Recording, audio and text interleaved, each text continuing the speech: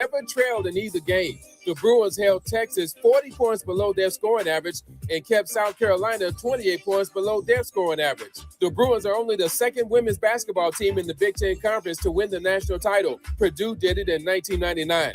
UCLA coach Corey Close and her staff will face a very tough rebuilding challenge in the offseason. Close is losing 8 seniors. 6 of the seniors were her best players. Lauren Betts, Kiki Rice, Gabriella Jaquez, Angela Dugalic, Gianna Neekins, and Cherise Lega-Walker. Close also does not have any recruits coming in that are listed on ESPN's top 100 list for 2026. The Bruins are going to need some significant help from the NCAA transfer portal. No debates, no speculation, just the info you need. That's your KBLA Sports Minute. I'm Ray Richardson on KBLA Talk 1580. At the tone, please record your message. You ready? Drop it! Mr. Tavis Smiley, preach it. Thank you, man. Politics in this country is crazy. You put things in perspective that even I didn't. The right is playing fast and loose with facts and scapegoating everyone under the sun, especially black and brown people. As a white man, I do not agree with this, and I am on my black and brown brothers and sisters' side. Fight the good fight. You know that I am part of the resistance. Let's fight the power. Our freedom of speech is freedom of death. We got to fight the powers that be. KBLA Talk 1580. We've got your black.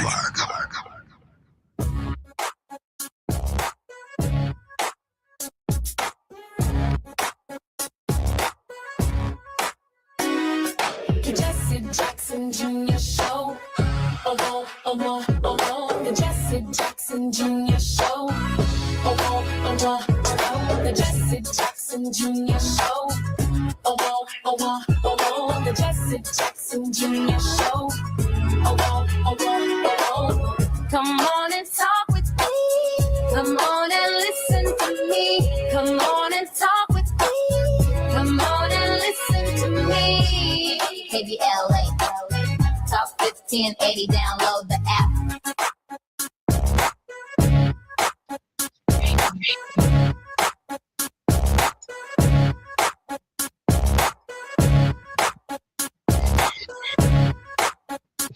Good afternoon. This is Jesse Jackson Jr. on the Jesse Jackson Jr. Show, live here on KBLA Talk 1580. I'm in Raleigh, North Carolina today. Yesterday, we were in Charlotte, North Carolina, heading to New York for the National Action Network Conference, meeting tomorrow and Wednesday with the Legislative Political Action Committee of the Divine Nine for the state of North Carolina, discussing politics, discussing the future of our country and our union, and how we can all work together to build the kinds of majority that we need in order to stop the behavior that we are seeing in the White House. This is Moving Mountain Mondays, and our regular contributor, Taz, is with me on this particular program as our engineer, and Ernest Krimp. We are live in Mr. Ernest Krimp's classroom. Ernest, welcome forward to the Jesse Jackson Jr. Show on KBLA Talk 1580.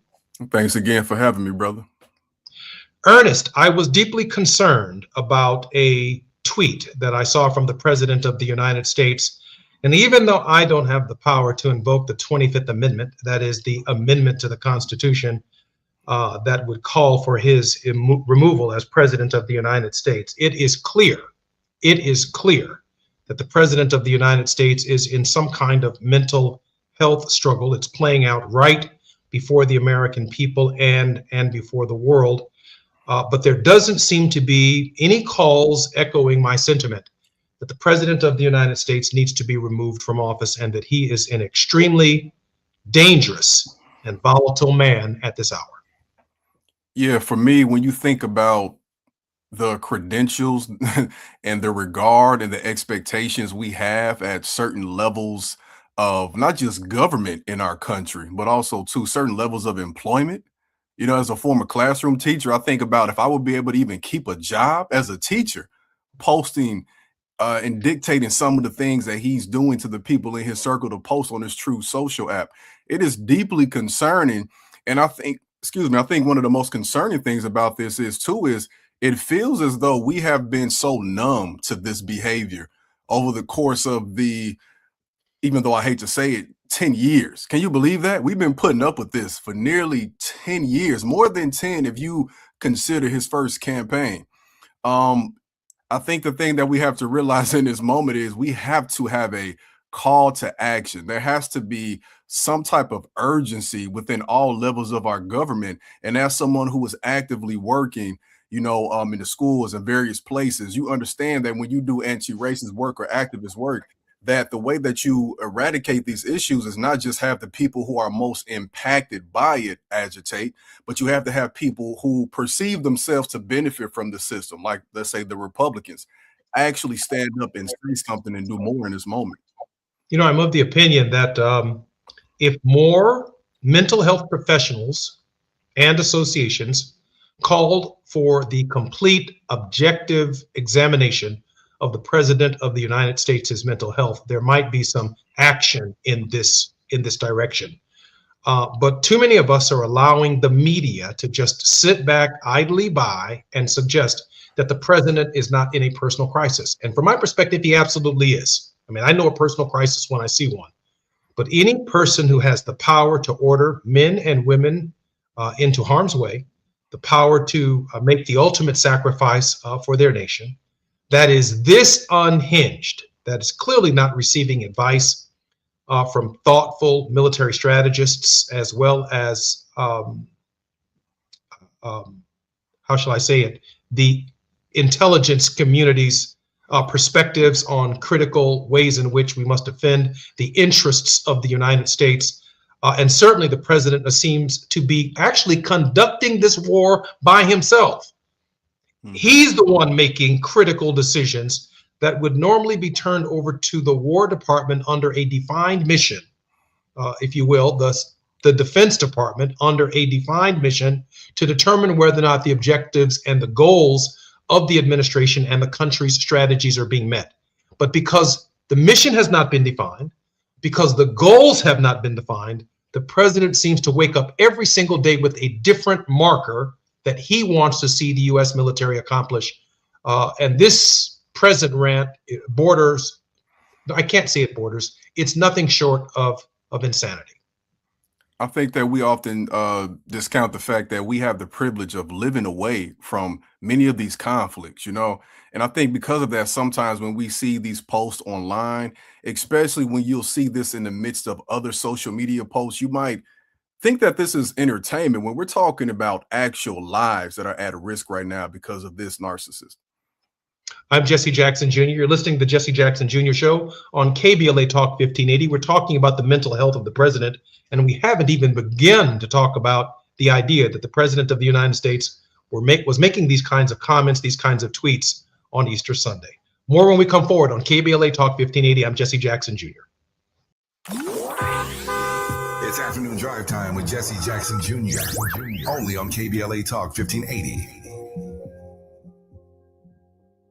Are you drowning in IRS tax debt? Angela was. She called Civic Tax Relief and saved over $80,000. Felicia was having health problems, got behind on her taxes, interest and penalties were adding up. She called Civic Tax Relief and saved over $15,000. Civic Tax Relief is a professional tax negotiation firm that can protect you from the IRS. If you're getting collection letters, call Civic Tax Relief for a free consultation. They will go to work helping you discover all the relief programs you may qualify for free. James owed the IRS $37,000. Civic Tax Relief represented him against the IRS, and by the time everything was completed, he did not owe the IRS anything. If you are in trouble with the IRS, call Civic Tax Relief for your free consultation now. 800-200-2257. 800-200-2257. Get a free consultation and real tax relief. Call 800-200-2257. 800-200-2257.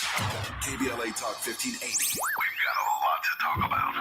Tired of being locked out of job opportunities and shut down by systemic racism? KBLA Talk 1580 stands with you in fighting for the rights of black workers, and we don't black down. The Los Angeles Black Workers Center is a dynamic alliance of workers, organized labor, community-based organizations, clergy, students, and scholars working collectively to improve the position of the black working class. The LA Black Workers Center takes a comprehensive approach to addressing the black jobs crisis. Their programs promote access to quality jobs, racial equity in hiring and retention, discrimination-free job sites, and they prepare black workers for employment in high-wage career track jobs. The LA Black Workers Center supports workers who need help protecting their rights on the job. They give workers access to quality jobs and remove systemic barriers to employment. And they are advocating for a fair deal for black workers in the new Los Angeles City Charter. To sign up for free career readiness training, get involved in organizing, or learn about union apprenticeship programs and trade registries, please visit lablackworkercenter.org. That's lablackworkercenter.org. Together, we can beat the black jobs crisis and build a more equitable Los Angeles. This is a community call to action from KBLA Talk 1580.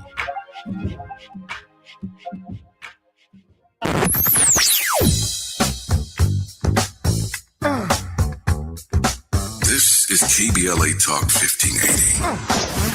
Talk radio. That's music to your ears. We're unapologetically progressive. KBLA Talk 1580. Now back to more of Jesse Jackson Jr. on KBLA Talk 1580. The Jesse Jackson Jr. Show. The Jesse Jackson Jr. Show. The Jesse Jackson Jr. Show. The Jesse Jackson Jr. Show.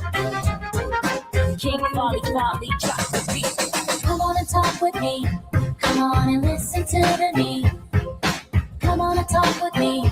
Come on and listen to me. KBLA Talk 1580. Download the app. I'm Jesse Jackson Jr. Welcome forward to the Jesse Jackson Jr. Show on Moving Mountain Monday. Donald Trump tweeted, Tuesday will be Power Plant Day. That's a war crime. And Bridge Day.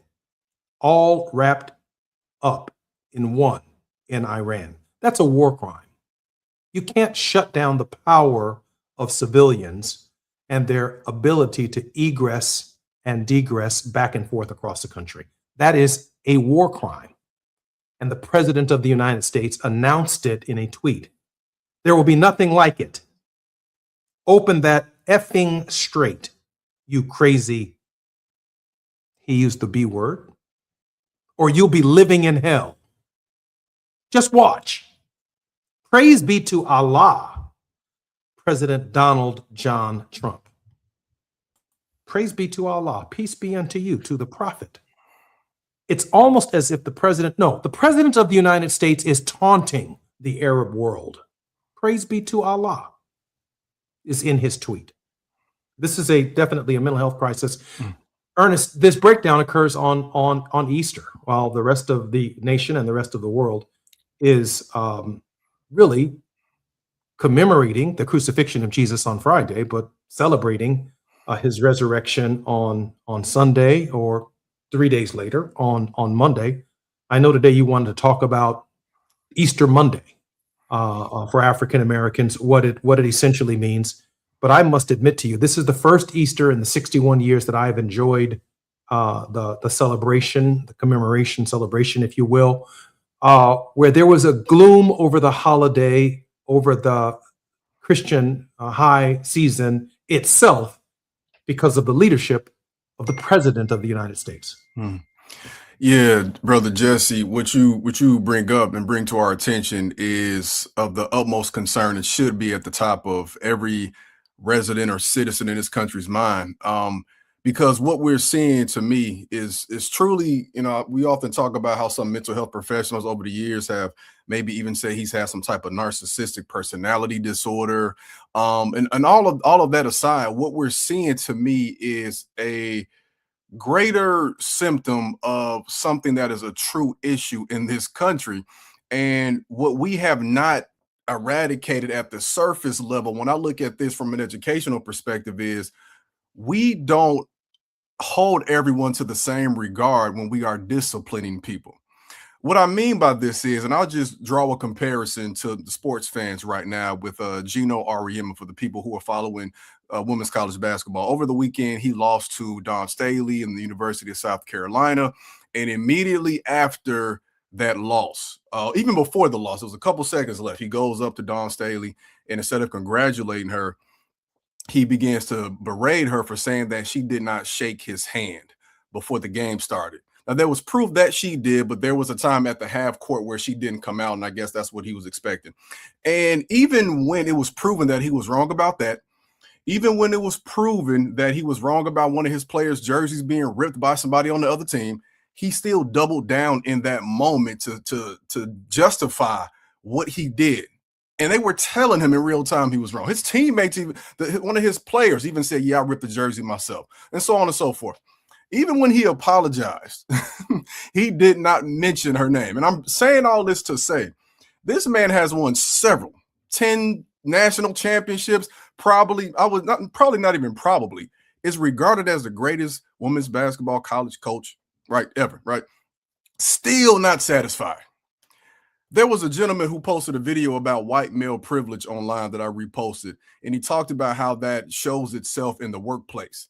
And it's this irrationality of, you lost, you are not fit for this, you have not proven yourself to be the best, but you try to change the narrative to be about something completely different, as to take away the guilt from you.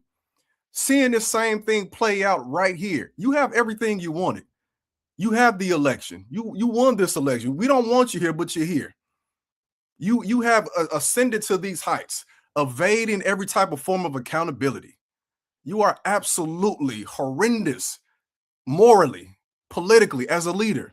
And even having everything at your disposal, you still seek to ravage and destroy everything that comes across your way, and then make excuses at the same time. So now we're not talking about all the various reasons why he shouldn't even be president. We are sitting here talking about how he is essentially abusing his war powers as the commander-in-chief. That's what he wants. This person should technically be in prison right now. Ernest, but whether it be in college basketball, whether it be in the political field, whether it be when I'm in a class as a teacher, having to talk to administrators about how this child should be disciplined like every other child is, we're dealing with that same symptom. Ernest, let me ask you this question, Ernest. As a former high school teacher of 12 years, who already spent a considerable amount of time educating your students on the civics of the United States itself, what do you tell your students about something like this? How do you even begin to broach the conversation that the processes that you explained about the civic nature of the government itself, its branches, its branches, the structure of the government, the executive, the legislative, the House.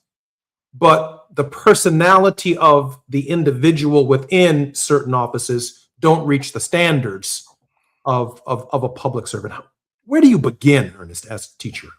You know, I've thought about that a lot over the past decade or so, but in particular over the last year and a couple months. I've had conversations with other educators who used to be in the class and some who still are. And I think what it boils down to is because even before we've had Trump in office, I've had these conversations because our students would clearly see the hypocrisy in us. Whenever we would get to the Bill of Rights, they would see what they were promised and they would see what actually is. And they would see the context of when these laws were passed and when they became a thing for us. And they would actually see the fact that the hypocrisy of those folks enslaving people and denying women rights and taking indigenous land. And I would always let them know that these things are great ideals, but they can only be perfected by people who hold those in power accountable. Case in point, we can talk about, the 13th, 14th, and 15th Amendment. But then we also have to keep in mind that I have my students understand 100 years later, we were still fighting for that to be actualized. Like what Rosa Parks did, what Claudette Colvin, Joanne Robinson did in the 1950s. That was to hold people in power accountable. So these laws are great. What we have in place is great, but it can only be enforced if there are enough people aware of the abuses that we're being subjected to hold these people accountable. And I think from a hopeful lens, that makes me feel empowered because we have to always remember that not everybody is still voting. Not everybody is involved on a regular basis. Not everybody is doing what you're doing in between these elections to keep these conversations going. So there's always a way for us to improve, but I have to have them understand that they still possess the ability collectively to make these things a true fact for us all. I am going to dedicate a series on our radio show to a book that I wrote titled and called The Finger of God. It is available on Amazon.com because while we know all of the problems that the country had at its inception, slavery, the genocide against Native Americans, the treatment of women, and the list goes on and on and on. I don't need to restate it here. I did find, while incarcerated, an experiment in the Constitution of a moral standard for the leadership of our nation that the founding fathers placed in the Constitution in a very, very complicated, multi-decade experiment that culminated in a provision in the Constitution that they called the Finger of God. It is a character litmus test for the leadership of this country. I found it. Now, I'm 61 years old. By the time the nation comes around to the idea that Jesse Jackson Jr. found something in the Constitution of the United States, and by the way, my book has won almost a dozen awards for those who do read scholarly material, but I tried to write it as simply as I possibly could and share with the American people exactly where the standard is for moral leadership in the Constitution of the United States. The founding fathers placed it in the Constitution as a function that they believed at the hour they placed it there that only white men could understand. Jefferson and John Adams engaged in a number of correspondences between each other, asking themselves the question, do you think that the inspirited people will ever find it? He was talking about African Americans who liked to sing and dance at the hour that they were inserting this in the Constitution. And Jefferson said, no. They simply have not been to all of the schools that I've been to be able to figure this out. But John Adams is scratching his head saying, but then these people are full of spirit, man. I mean, they're full of spirit. So he said, no, but they can't find it. They can't find it because we placed it in there in a certain kind of way. Well, I found it. And yes, the inspirited ones have found it. And we're going to have to elevate this conversation to not just what politicians should do, but this idea that public servants, that we are servants of the people, that we believe in servant-based leadership, that high office is a high calling for people of high character. And somehow at this hour in American history, Ernest, that's just not the case. And I can only imagine that while you're teaching civics, or while you were teaching civics, that imparting some kind of moral code and some kind of moral value system to students was also a job that fell on you as a high school educator as well. Oh, absolutely. And I'm glad you brought that up. And I think that we have to definitely continue to emphasize that you are, I think, one of the most perfect people to speak to that at this point in time, man. You have such a rich experience and intellect about this. And I think that's something that I failed to mention, is because even when we talk about all these laws and we want to put people in position to hold people accountable, none of this matters without the right character, the right morality. When I was at a school district, I mean, we had character traits that we were expected to compliment kids for when we saw that.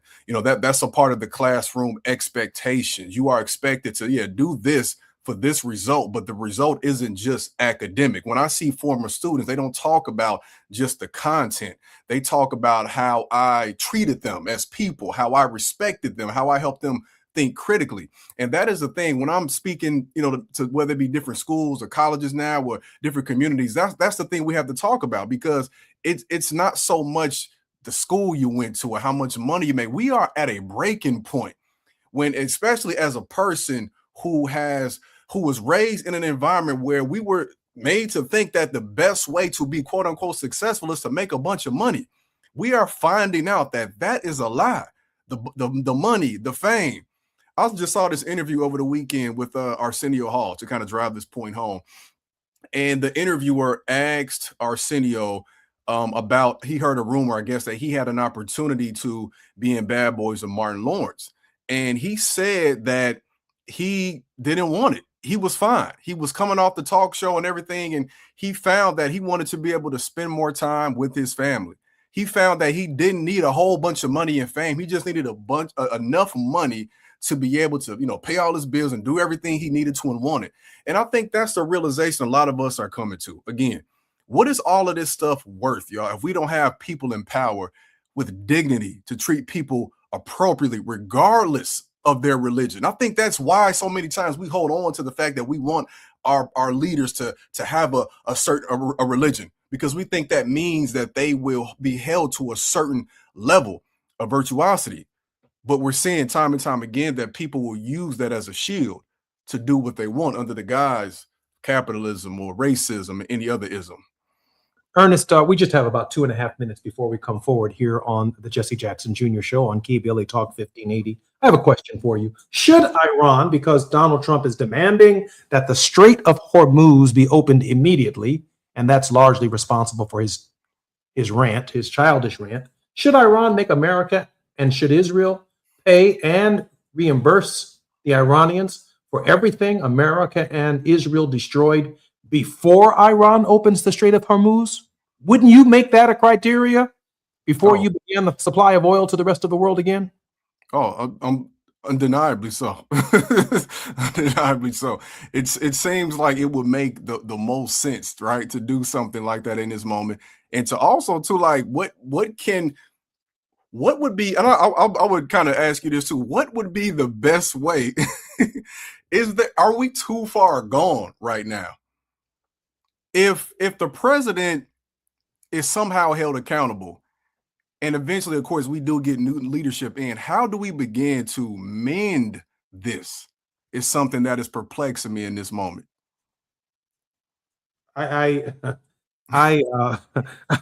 That's a deep and profound question, one that we're obviously going to have to consider when we come forward on KBLA Talk 1580. In this hour, our very special regular contributor is none other than a teacher, Ernest Krim.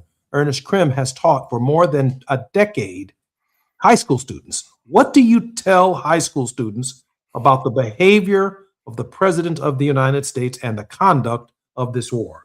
I'm Jesse Jackson Jr. You're listening to the Jesse Jackson Jr. Show on KBLA Talk 1580. More when we come forward on Moving Mountain Mondays. It's afternoon drive time with Jesse Jackson Jr. Only on KBLA Talk 1580.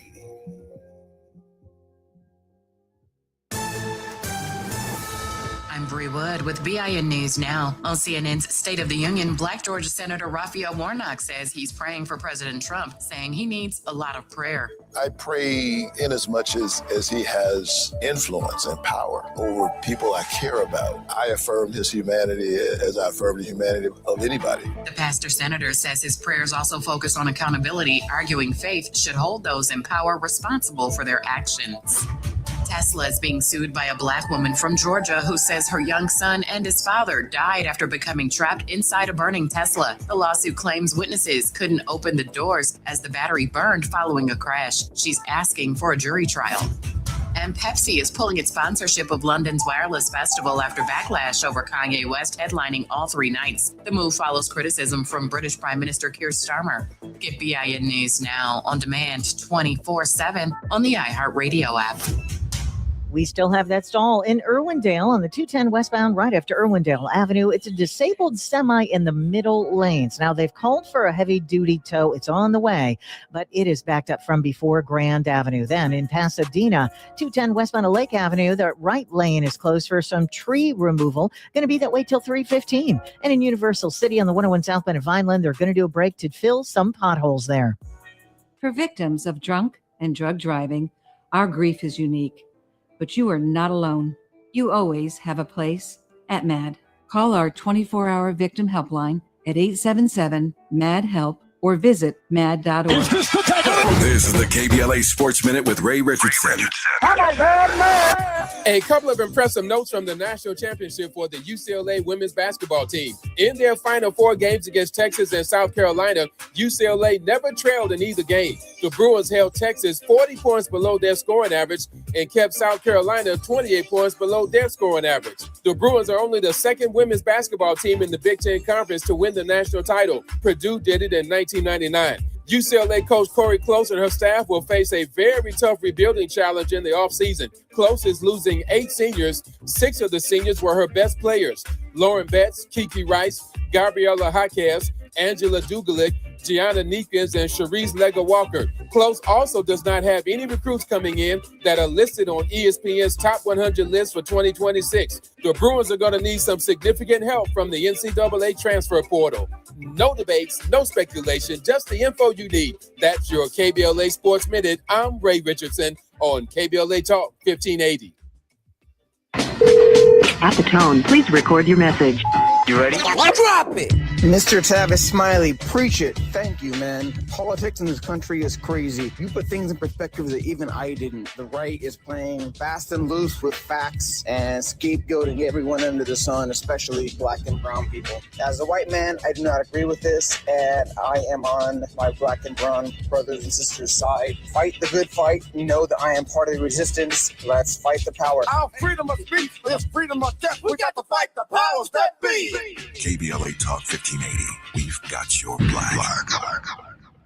Ready to order. Yes. We're earning unlimited 3% cash back on dining and entertainment with a Capital One Saver card. So let's just get one of everything. Everything? Fire everything. The Capital One Saver card is at table 27 and they're earning unlimited 3% cash back. Yes, chef! This is so nice. Had a feeling you'd want 3% cash back on dessert. Ooh, tiramisu. Earn unlimited 3% cash back on dining and entertainment with the Capital One Saver card. Capital One, what's in your wallet? Terms apply. See CapitalOne.com for details. KBLA Talk 1580. We've got a lot to talk about. KBLA Talk 1580 is connecting you with services and solutions. Domestic violence and family violence is when someone in an intimate or family relationship tries to gain or maintain power and control over another through a wide range of abusive behaviors. Every single act may amount to abuse. Abuse can take on various forms: psychological and emotional, physical and economic, and sexual abuse. The Genesee Center Incorporated is a nationally recognized nonprofit domestic violence prevention prevention and intervention organization, housing women and children from 30 days up to 2 years through emergency and transitional shelters. The Genesee Center also provides support services like mental health counseling, life skills classes, computer training, job referrals, after-school programs for children, field trips, tutoring, and comprehensive direct legal services. If you need help or you'd like to donate or volunteer, call the Genesee Hotline, 1-800-479-7328. That's 1-800-479-7328, or visit Genesee.org. Everyone has the right to be safe. This is a community call to action from KBLA Talk 1580. You're listening to Jesse Jackson Jr. on KBLA Talk 1580. The Jesse Jackson Jr. Show. The Jesse Jackson Jr. Show. The Jesse Jackson Jr. Show. The Jesse Jackson Jr. Show. King Volley, drop the beat. Come on and talk with me. Come on and listen to me. Come on and talk with me. Come on and listen to me. KBLA Talk 1580. I'm Jesse Jackson Jr. Welcome forward to the Jesse Jackson Jr. Show on KBLA Talk 1580. We are in Raleigh, North Carolina today. Tomorrow, I will be speaking both tomorrow and Wednesday with the Legislative Political Action Committee of the Divine Nine, the sororities and fraternities of the state of North Carolina, and their legislative conference organizers actively engaged in putting forward candidates, registering people to vote, and bringing new people into the process. We're going to have a thoughtful conversation of what next of the political climate that we find ourselves in. I'm really honored to be here. And very quickly, a couple of changes to the Jesse Jackson Jr. show. It is my expectation that sometime in June, we hope to have the technology prepared. I've already begun making the investment in it, where you will be able to call in to the Jesse Jackson Jr. show, which should make our conversation interesting, because those of you who can reach us on the app and those of you who are listening to us in Los Angeles and around the country and around the world will be able to call into our show and offer some insights and some opinions on critical issues that confront us every day. I've already made a significant investment in portable Wi-Fi, business Wi-Fi, that literally allows me to carry the show just about anywhere in the continental United States without any interruption. So I want to thank you all very much for your patience as we try to improve and bring an even higher quality show to our listenership. Ernest, let's get back to this guy who should be removed from the White House by way of the 25th Amendment. This is barely a quarter into the administration, and the unraveling appears to be happening very, very quickly. I'm thinking that if you're a member of Congress in this Congress, and the president has now proposed a $1.5 trillion military budget, he wants the federal government out of the Medicare business, out of the Medicaid business. Right behind that has to be out of the Social Security business, even though that's our money. We've been investing that. That's our money. It does not belong in the military or for any other government purposes. We've invested it and had our taxes withheld. It seems to me that the unraveling isn't just what he's saying in the war. The domestic consequences of his behavior are nothing short of extraordinary. I think that if you were to let the American people see the detail of which he is telling us that the programs he would like to cut, many of us will be disgusted, right? I can name a few as I'm looking right now at this document. So we're talking 1.5 trillion. I think that has to be clarified too, because in my mind, I can't really make sense of that, because I'm even thinking like, yeah, 1.5 billion is a lot, right? 1.5 million is a lot too, but 1.5 trillion. He is proposing, right? In order to have this for the military, he would cut 510 million for grants for farmers and agricultural research, right? That's how we eat, all right? $82 million in loans for rural small businesses. $240 million for school meals and food education for children abroad. We'll fully eliminate that. This is just touching the surface right here. $993 million for scientific research and technology standards.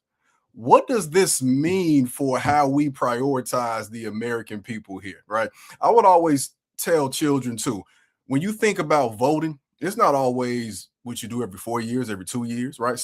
You vote with how you spend your money. So if you look at your budget, if you look at your parents' expenditures or bank statements, you can see what they are advocating for the most. Now, for most people, of course, that's going to be food, it's going to be bills and stuff like that, mortgage, rent, whatever.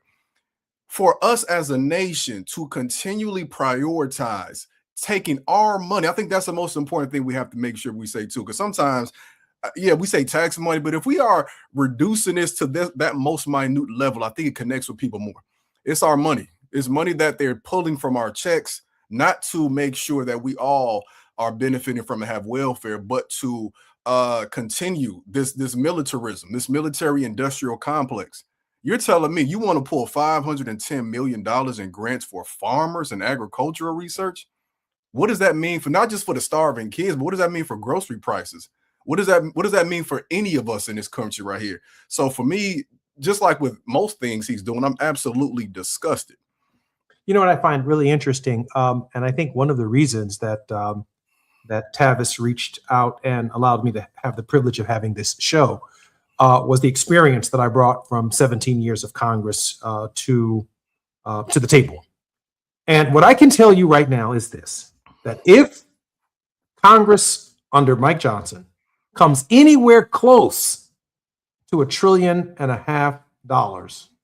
for the military, that many of the programs that the Democrats are running on right now, the resources will simply not be available to fund those programs in the fiscal year that they will be elected in. Let me say that again. In the fiscal year of 2027, when they are sworn in January, the programs that they promised the people that they would sustain will simply not have the resources to be able to be funded.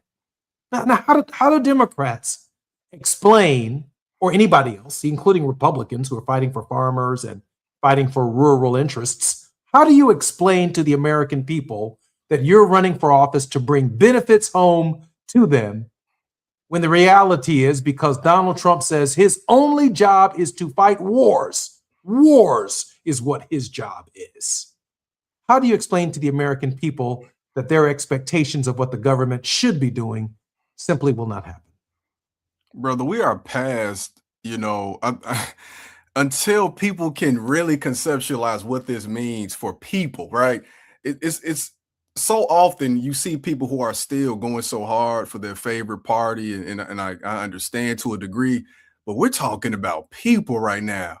And one of my issues and concerns is always wondering if this will remain in the memory of those who are most affected.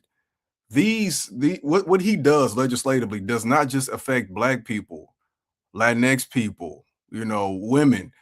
This impacts all Americans. It does not pass over your house because you voted a particular way. And those in rural communities will be initially impacted the most, especially because of the lack of accessibility to resources in the community. This, for me, sounds like going back to the analogy of, what we have decided we want to vote on based on how we spend. Like, imagine as a parent, right? If you are deciding that, well, I know my kids are going to be hungry, but let me just go get some more bullets instead. My kids might not eat breakfast tomorrow, but let me invest in buying another gun. We are so far gone than any of our so-called American values. It is absolutely repulsive. Looking back at this list, $8.5 billion is being proposed to be cut for funding for public schools, right? $2.7 billion for college access and higher education. This is not just a problem for those who are viewed as people of color, y'all. This is a problem that everyone will deal with. And like you said, brother, this is something that will impact us immediately. And these are folks who have the ability to intervene and make decisions that help us, while at the same time not being impacted initially by anything that happens as a result of this. In a sense, we've come to our nation's capital to cash a check. When the architects of our republic wrote the magnificent words of the Constitution and the Declaration of Independence, they were signing a promissory note to which every American was to fall heir. The note was a promise that all men, yes, black men as well as white men, would be guaranteed the unalienable rights of liberty and happiness. We have come to cash this check, but we refuse to believe that the great vault of opportunity of this nation is bankrupt. And that is exactly Martin Luther King Jr., August 28th, 1963. We are looking, ladies and gentlemen, at a bankrupt nation, a nation incapable of fulfilling the promises of the Declaration of Independence. On this, its 250th anniversary of the nation. We should all be concerned because the wool is going to be pulled over our eyes in just a few short days, just a few weeks from now, when the nation turns its attention to the 250th anniversary of the Declaration of Independence with fireworks and military parades and rockets bursting in air and all of that. But the fact of the matter is we are a bankrupt nation, not only financially, but also a bankrupt nation morally. And that might be the greatest tragedy of this hour. I'm Jesse Jackson Jr., listening to the Jesse Jackson Jr. Show on KBLA Talk 1580. More with Ernest Krim when we come forward.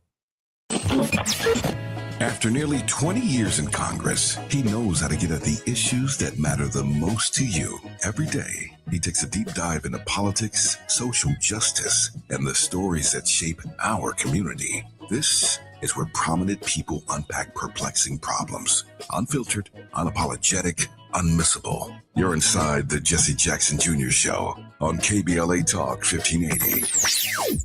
Imagine every pregnant person in LA County having the support they deserve. A doula on every block. Doulas provide emotional, physical, and informational support during pregnancy, through labor, and beyond. Medi-Cal now covers doula care. That means you can get the support you need or train to support families in your community. The LA County Medi-Cal Doula Hub is here to help. Learn more and get started today at ladoulahub.com. Getting around LA doesn't have to cost a lot. Metro has fares that fit every budget. 20 free rides for qualified riders through the Life Fare program. Free passes for students with GoPass and affordable options for everyone in between. Wherever you're going, Metro's got you covered. Visit metro.net/fare programs.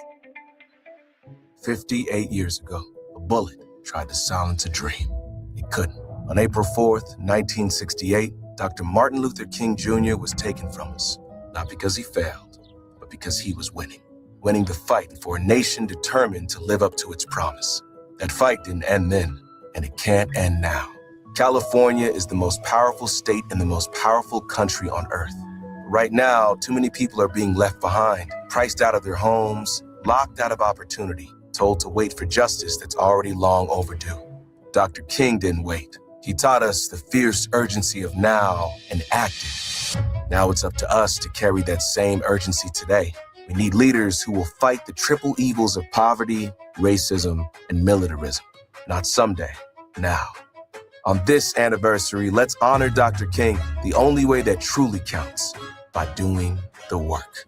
Ad paid for by Steyer for Governor 2026. KBLA Talk 1580. We've got a lot to talk about. KBLA Talk 1580, connecting you with services and solutions. At the heart of the Al Wooten Center's mission for good citizenship and academic excellence is a desire to ensure that every student avoids the kind of lifestyle and overcomes the kinds of challenges that led to the murder of Al Wooten Jr. In 1990, founder Myrtle Fay Rumpf opened the center in honor of her son's life. In 2026, they are serving more than 300 students in grades 3 through 12 annually online and on site at their youth center and other sites in the South LA area. The Al Wooten Jr. Youth Center takes a neighborhood approach to the revitalization and empowerment of a community in crisis. The Wooten Center provides free after-school and summer programs to help students in grades 3 through 12 attain grade-level proficiency and promotion, high school graduation, and college and career access and success. The Al Wooten Center focuses on academics, STEM, the arts, and so much more. Join them for an enriching experience that sparks creativity and nurtures young minds. Tap in at WootenCenter.org. That's WootenCenter.org. This is a community call to action from KBLA Talk 1580. Now back to more of Jesse Jackson Jr. on KBLA Talk 1580. The Jesse Jackson Jr. Show. The Jesse Jackson Jr. Show.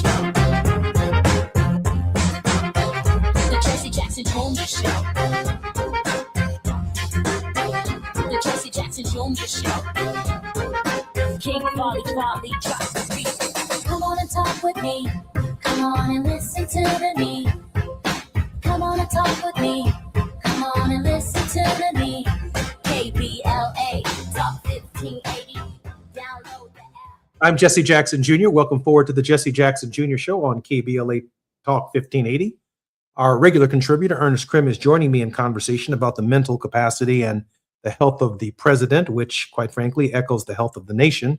I'm in Raleigh, North Carolina, where 6 states are coming together, the Divine Nine and their political action committee, their legislative leaders, to discuss political issues and the way forward, hopefully hoping for an open dialogue about what we can do to right the course of our nation together. Looking forward to the next 2 days here in Raleigh, North Carolina. And then by Wednesday, we will be in the Jesse Jackson Jr. Show. We'll be in New York at the National Action Network, where Reverend Al Sharpton's organization will be gathering. It'll be the first time that my father has not attended the National Action Network since its founding. Obviously, my father recently passed, but he was so very proud of the work of Reverend Al Sharpton. So I certainly want to be there to support him in all of his endeavors as he ventures to keep hope alive for our nation. Ernest, welcome forward to the Jesse Jackson Jr. Show. Thanks again for having me, brother. It's a pleasure to be here with you. Brother Krim, what's next? Are young people inspired to register and vote? I know you and I are here every Monday raising holy sand to get people's attention, but we need more voices. We need more young people pointed generally in the direction of engaging the primary process and showing up in November in great numbers. I was somewhat disappointed in seeing, even in my own primary election just a month or so ago, that only about 25% of the people showed up to vote. Well, that's really no way to engage the crisis of this hour. Ernest, what are you hearing about young people and their need and or willingness to engage at this hour? When I'm in community with young folks, I think that they, of course, are really understanding now. They get in a crash course in civics right now to see how this really impacts us. I think for so long, when I would teach these things and when anybody else would, the question that you would get in response is, well, how does this impact us on a day-to-day? And I think for now, what we can comfortably say is many of our presidents, especially prior to this, were maintaining things, and often many of the things that they advocated for, we would not see the results of immediately.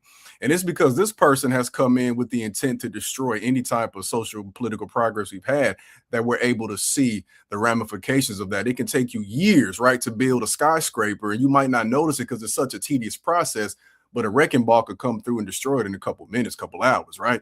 I think the best way to approach this, because as I talk to, young folks now at various schools and things like that, they feel the future is bleak, right? Especially talking to seniors in college. They are about to graduate, but to what? Like, what's the job force? Is AI taking a job? Is the degree worth anything? I think the thing that we have to truly focus on, to your point, is local elections. And I think we build that way. I think the error we make in education spaces is we teach from a top-down approach. We are mandating students, pass the Constitution in middle school and high school and things like that. And I get that. They should know their federal rights, but they are not aware of how that connects then through this system of federalism to the state level, to the local level. If we're getting 60 to 70% of registered voters, not everybody above 18, but registered voters to vote in presidential elections, then why is there such a stark decline for local elections? You said 25%. Where I'm at in the Chicago area, sometimes it's 10% in local elections. That's the issue. And it doesn't seem to make any sense at all outside of the fact that we aren't having it promoted to us in the same manner that federal elections are. So I think that if we all can say, okay, we see the problem at top, what can I do now? Let's not get overwhelmed. What about your mayor? What about your city council members? What about your school board? What about your local rep? And then we build up from that and help folks understand, especially in this age group, how this connects to the bigger picture. The bigger picture, that's really what's at stake. Our campaign tried to reach out. We registered at least 2,000 people to vote in the congressional district, bringing new people into the process. And that's the way that I know to expand the vote process. But I was reading a really, really interesting article in the New York Times today that says the old way that campaigns were run are not the new way that they are run. Going to community meetings, participating in forums, participating in debates. If you don't have the resources to drive home a message to the constituents through video, through direct communication, through broadcast television, these campaigns are essentially fait accompli. That democracy in and of itself cannot compete with the massive amount of money, both dark, both independent expenditures and interest groups that have vast resources like the American Israeli Political Action Committee. Ernest, can you leave us in these 4 minutes or so that we have left with a word of hope and how we go forward? Definitely. And even to your point, I think that, so many of us have smartphone access, social media access, but that same percentage of people who are connected, at least in this country, aren't voting. Many people don't even realize you don't have to just vote on that day, right? Now, we know mail-in ballots, that's an iffy thing right now, but there's an opportunity oftentimes a month before to even get involved in this process. But every time I log on to TikTok, I see, shout out to all the NBA prospects, but I'm seeing like countless commercials of NCAA stars promoting their favorite food or their favorite product or whatever. But I don't see the same money invested in local campaigns and things like that impact us. I see my favorite content creators advertising food products and things like that. That's cool. But this is where people are. People aren't going outside like that. Now, I do see that shifting slightly, right? People want to get back in community, be in these third spaces, but most folks have evolved in this point in time in history to find solace with their device. We have to find a way to bridge that gap to connect to where people are, because if we have a democracy here, it is predicated upon how many people are actively involved in the process. But the fortunate or unfortunate thing is, whether 5% vote or 95% vote, that person who gets in power is going to impact 100% of people who live here. And what I want to say to you all in closing, as a bit of a word of hope, is today is Easter Monday. This is what I extract from this. In the late 1800s, the White House began to do the Easter egg hunt, right? Late 1800s, we're talking around the Reconstruction era. Of course, Black families weren't allowed to participate in this. In fact, the whole Easter weekend, you have Black families, particularly domestic workers, who are still expected to work during this holiday weekend. So what Black families started to do, because they weren't invited to this version of a cookout, they decided to make their own version. So Easter Monday, the following day, became the day that we decided to be in community with each other. This started out as small gatherings in the DC area.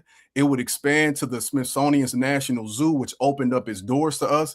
And this is in the late 1800s. By 1910, 1920, you see as many as 55,000 Black people coming to this region to be in community. So what I get from this is, y'all, no matter what we go through, Jim Crow, apartheid, segregation, or whatever, no matter what type of barriers are going to be placed in our way, we're going to find a way to create. But the centerpiece of all of that has to be community. I know we are getting, quote unquote, educated on these phones, on TikTok, but the way that we bridge these gaps and push forward is to get back in person, in community, because that's where all the solutions reside. I truly believe in us in this moment, and we only have that foresight to understand that we can make it if we go back far enough to see what we did in similar situations.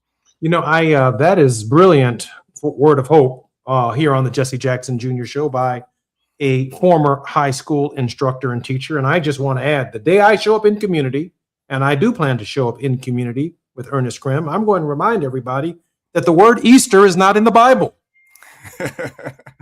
There is no Easter in the Bible. The ritual that the crucifixion and the resurrection has become is not in the Bible as Easter. Nothing to do with bunnies, nothing to do with eggs, nothing to do with pink outfits, little blue outfits, yellow outfits, or hats. Nothing at all to witness a human execution. Death by lethal injection. Death by crucifixion. Death by assassination. Nothing about that process is the modern process that we celebrate and that has been, if you will, whitewashed. That's whitewashed Christianity. I'm Jesse Jackson Jr., listening to the Jesse Jackson Jr. Show on KBLA Talk 1580. When we come forward, Reverend Terry Hord Owens and Rabbi Stephen Jacobs. More when we come forward right here on KBLA Talk 1580. KBLA 1580 Santa Monica. I'm Amber Payton with BIN News Now. A new report from New York City finds about 62% of residents cannot afford to live in the city. Officials say the affordability crisis is closely tied to racial inequity. Black and Latino New Yorkers disproportionately impacted. The neighborhoods hit hardest by rent and the rising nature of it, by childcare costs and the suffocating manner of it, are the same ones that have been hit for years. The administration is now pushing agencies to address those disparities. Pepsi is pulling its sponsorship of London's Wireless Festival after backlash over rapper Kanye West being booked to headline all 3 nights. The company had been the event's main sponsor for years. And a historic Black church in Williamsburg, Virginia is preparing to celebrate a major milestone. First Baptist Church will mark its 250th anniversary with a multi-day celebration later this year. Get BIN News Now on demand 24/7 on the iHeartRadio app. In Glendora on the 210 westbound as you're coming up on Grand, we've got a new accident. This is going to be blocking the left lane. You're almost backed up to the 57. Now, once you're past it, it's still going to be slow because we have that disabled semi, 210 westbound right after Irwindale Avenue, trying to get that cleared from the middle lane. And in Culver City on the 10 east at Robertson, I still have report of a mattress in the middle lane. For victims of drunk and drug driving, our grief is unique. But you are not alone. You always have a place at MAD. Call our 24-hour victim helpline at 877-MAD-HELP or visit mad.org. This is the KBLA Sports Minute with Ray Richardson. A couple of impressive notes from the national championship for the UCLA women's basketball team. In their final 4 games against Texas and South Carolina, UCLA never trailed in either game. The Bruins held Texas 40 points below their scoring average and kept South Carolina 28 points below their scoring average. The Bruins are only the second women's basketball team in the Big Ten Conference to win the national title. Purdue did it in 1999. UCLA coach Corey Close and her staff will face a very tough rebuilding challenge in the offseason. Close is losing 8 seniors. 6 of the seniors were her best players. Lauren Betts, Kiki Rice, Gabriella Jaquez, Angela Dugalic, Gianna Neekins, and Cherise Lega-Walker. Close also does not have any recruits coming in that are listed on ESPN's top 100 list for 2026. The Bruins are going to need some significant help from the NCAA transfer portal. No debates, no speculation, just the info you need. That's your KBLA Sports Minute. I'm Ray Richardson on KBLA Talk 1580. Follow the leader. KBLA Talk 1580. Follow the leader. If you're not following KBLA Talk 1580 on all of our socials, then you're missing out. Download our app and find us on Facebook, Twitter, Instagram, YouTube, and on the web at KBLA 1580. That's right. Again, you can find all of our socials at KBLA 1580. We've got a lot to talk about. By the way, if you miss any of our weekday shows in real time, you can always catch up by checking out the podcast of your favorite shows at your leisure. At KBLA Talk 1580, we've got your black. Got your black. Keep following the leader. Oh my God. Follow the leader. Follow the leader. Follow the leader. Follow the leader.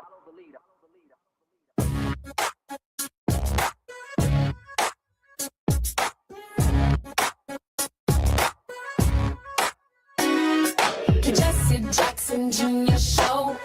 Oh, oh, oh, oh, the Jesse Jackson Jr. Show. Oh, the Jesse Jackson Jr. Show. Oh, the Jesse Jackson Jr. Show. Oh. Come on and talk with me. Come on and listen to me. Come on and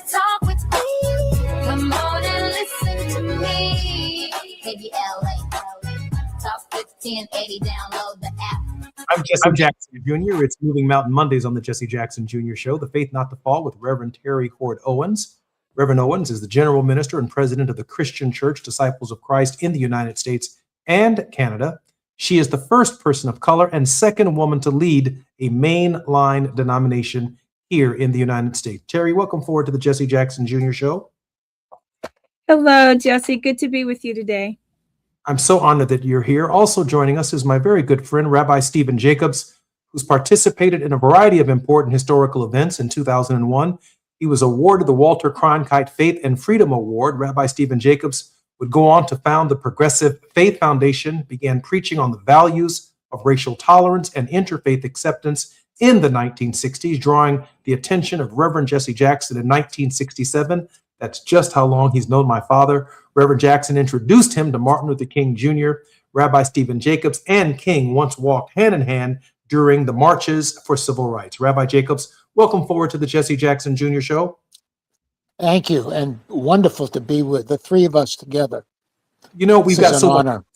We've got. Thank you, Rabbi. We've got so much to talk about. I do want to deal at some point in time with Paula White and her suggestion this past week that Donald Trump is in the footsteps of Jesus of Nazareth, and the comparisons were just too colorful, given all that we've experienced and the American people have witnessed against the backdrop of the testaments themselves. We'll come to that in a moment, but I'm particularly grateful that Rabbi Jacobs is here because he and I both had the privilege of working together to co-author a piece that appeared in Chicago's Tribune, really focusing on the aftermath of the American-Israeli Political Action Committee's heavy-handed financing in congressional districts across the country, really shaping the outcome of Democratic primaries and, quite frankly, the behavior of Democrats in the fall.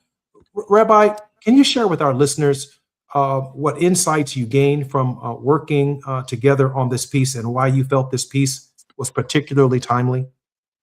Because I not only were you running for office and so needed as a voice sometimes in the wilderness, and we find ourselves in the wilderness, that I felt it imperative to stand up with growing numbers of Jews, millions of Jews. A dear friend of mine in Israel called me last night and read the article, and he's very active in human rights in Israel, and said, yes, Netanyahu and Trump are one of a kind that are hell-bent on destroying relationships. And I want to say, not incidentally, in listening to your show last hour, I remember very clearly when your father and I were in Jerusalem and we went to a church and we went into the basement and there was a large oil of Jesus, and it was totally a white person. Jesus was white. And your father looked at the caretaker and said, how could Jesus be possibly white in the Middle East? And the caretaker, the person who was in charge, started to cry and said, thank you for standing up. Donald Trump and Netanyahu are white people who assume the leadership of Jesus, and for Trump to assume, or for people to assume that this is another Jesus, is a desecration of everybody that stands for something in terms of what religious values are about. And this is an understatement. This man is dangerous. Terry, I think Rabbi Stephen Jacobs has hit the nail on the head and the ball out of the park. There is a lot of concern and growing unease about Trump's basis for moral authority and the proximity to which white American Christians identify with what he is doing outside of the constitutional norms. Dr. Owens? No, I agree with you. The Rabbi Jacobs has hit the nail out of the park. He has no moral authority on which to stand, and the authority is really one of economic supremacy, or the desire for it, which is again tied up in white supremacy in the United States. And we must continue, I think, to separate the actions of the Israeli government from the views of the Israeli people, just as we must separate the actions of this American government from the views of the American people. They do not always coincide. And I think Netanyahu and Trump have both leveraged on each other's particular trauma-informed responses in one way or another. They're both seeking their own desire for power and not really paying attention to any, not only what their own people are saying, nor are they standing credibly on any kind of moral center. I don't think Jewish law or Christian understanding would support either one of them. Thank you. I'm sorry, Rabbi, go ahead. We have about 1 minute before we have to move forward. Okay, just quickly. 1967 is when I went to Washington, D.C. and met your dad and marched in an anti-Vietnam protest with MLK and your dad. There was a moral opposition to an unholy war then, and now, almost 60 years later, there is a growing opposition to this unholy war in the Middle East. Just think, paying $1 million a day to support this madness when people are suffering. A civilian infrastructure is being destroyed. Trump celebrates himself as some kind of a messianic figure. This is what we must confront and we must take down. This is moral. This is a moral insanity. These are dangerous times. I'm Jesse Jackson Jr. You're listening to Rabbi Stephen Jacobs and Reverend Terry Hord Owens right here on the Jesse Jackson Jr. Show. More on KBLA Talk 1580 when we come forward. Time with Jesse Jackson Jr. Only on KBLA Talk 1580. Are you drowning in IRS tax debt? Angela was. She called Civic Tax Relief and saved over $80,000. Felicia was having health problems, got behind on her taxes, interest and penalties were adding up. She called Civic Tax Relief and saved over $15,000. Civic Tax Relief is a professional tax negotiation firm that can protect you from the IRS. If you're getting collection letters, call Civic Tax Relief for a free consultation. They will go to work helping you discover all the relief programs you may qualify for free. James owed the IRS $37,000. Civic Tax Relief represented him against the IRS, and by the time everything was completed, he did not owe the IRS anything. If you are in trouble with the IRS, call Civic Tax Relief for your free consultation now. 800-200-2257. 800-200-2257. Get a free consultation and real tax relief. Call 800-200-2257. 800-200-2257. KBLA Talk 1580. We've got a lot to talk about. KBLA Talk 1580, connecting you with services and solutions. Created with a share of the 1984 Olympic Games surplus, LA 84 began operations in 1985 as a grant-making and educational foundation. Today, the LA 84 Foundation supports hundreds of nonprofit youth sports organizations throughout Southern California annually, trains coaches, commissions research, convenes conferences, and maintains the world's premier Olympic and sports library collection. They are transforming lives and communities through the power of youth sports. To find out about youth sports programs for yourself or your child, and to get information about the grants and support they offer to schools and nonprofits, or if you want to make a donation, please visit la84.org. That's la84.org. Or you can call them at 323-730-4600. This is a community call to action from KBLA Talk 1580.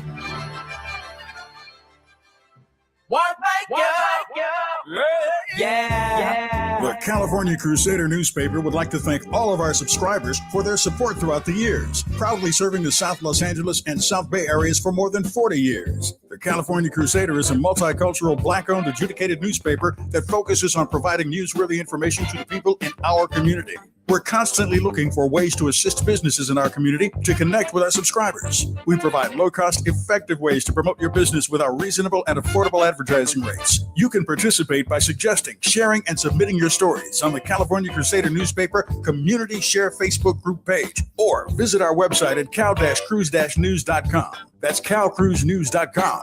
Then click on the Submit Now button located on the top right corner of the homepage, or text CCN to 42828. Again, text CCN to 42828.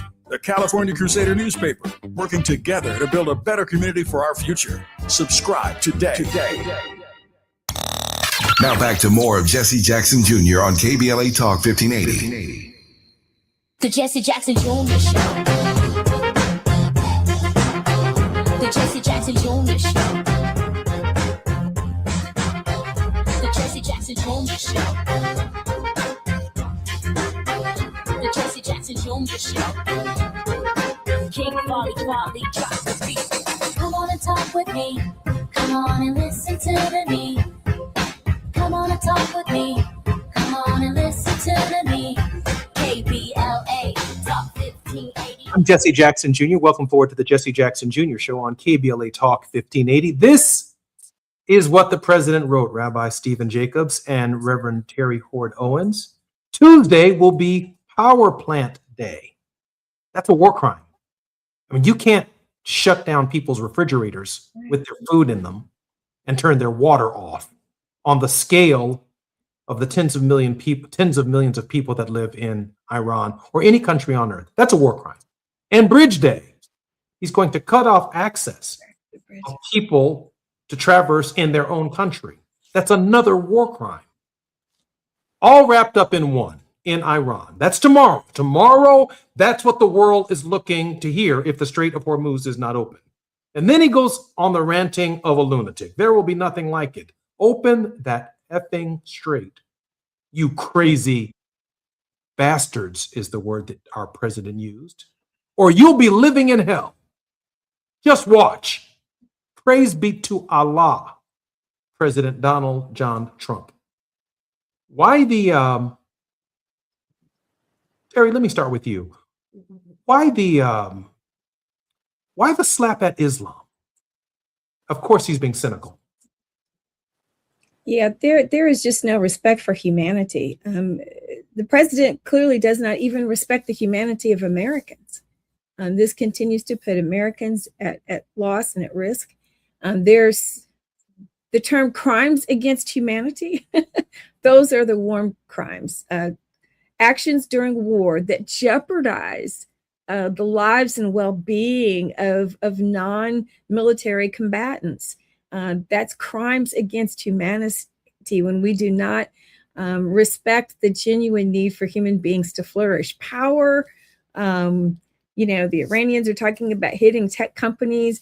This whole thing is devolving.